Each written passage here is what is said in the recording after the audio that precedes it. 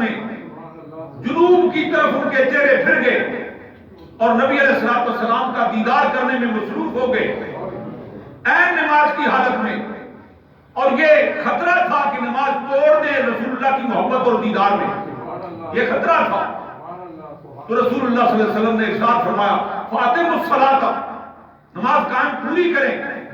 برخ سترہ، اور ستر یعنی پردہ جو تھا اس کو سیدھا کر دیا، اپنے حجرہ مبارک کے دروازے کا پردہ سیدھا کر کے آپ پیچھے ہو گئے اور حکم فرمایا نماز مکمل کرو. جب نماز پوری ہو گئی، مکمل ہو گئی، توجہ فرمائیں عین نماز کی حالت میں ابو بکر صدیق رضی اللہ تعالیٰ عنہ، سارے صحابہ جمع رسالت کے پروانے رسول اللہ کے حجرہ مبارک کی طرف نبی پاک کے دیدار میں مصروف ہے. پھر حکم پر نماز پوری کی گئی. اور بخاری شریف اس بات کی گواہ ہے کہ انسان سارے صحابہ کے چہرے جب جنوب کی طرف پھر جاتے ہیں، شرعی طور پر مسئلہ پڑھیں آپ نماز کے لیے، شرعی مسئلہ کیا ہے؟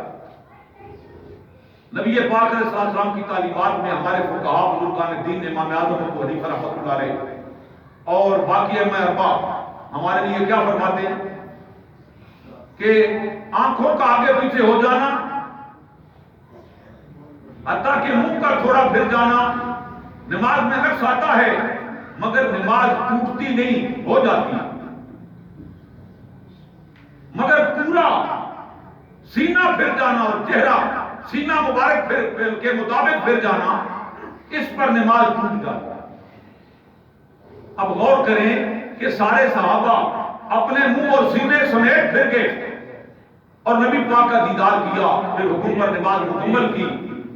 آقا علیہ السلام نے یہ نہیں فرمایا کہ تم نے میری طرف کیوں دیکھا، بعد میں تمہاری نماز نہیں ہوئی،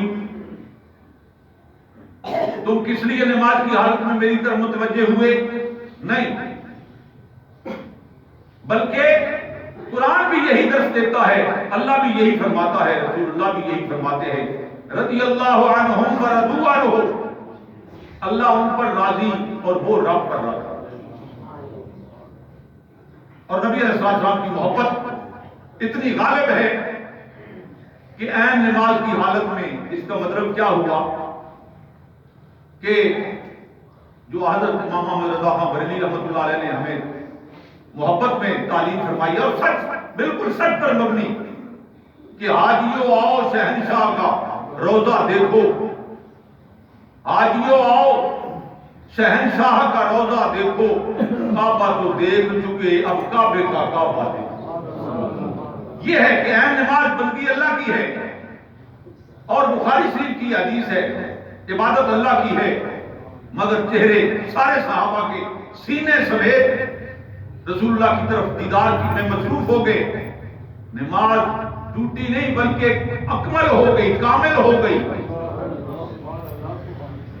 کہ عین عبادت نبی پاک صلی اللہ علیہ وسلم کی ذات گرامی کا دیدار، نبی علیہ السلام کی ذات گرامی سے محبت، مودت، پیار اور عشق، اور یہ ہے اصل ایمان اور اصل محبت اور نبی پاک کی بارگاہ کا ادب.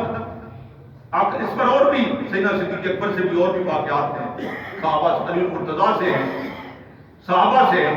تو مقصد بات کرنے کا کہ سیدنا صدیق اکبر رضی اللہ تعالیٰ عنہ کا ادب، محبت نبی پاک کی ذات گرامی سے ذوق کے لیے شعر پڑھتے ہیں، محبت کے لیے. وقت ختم ہو چکا ہے. جڑیاں نام محمد تو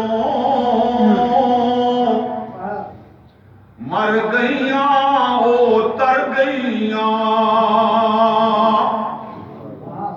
جڑیاں نام محمد تو مر گئیاں او تر گئیاں، گئیاں تو جہانا چوں جڑیاں مرن تو ڈر گئیاں. اللہ تبارک و تعالی نبی پاک کی غلامی محبت نصیب فرمائے. سنت ہے.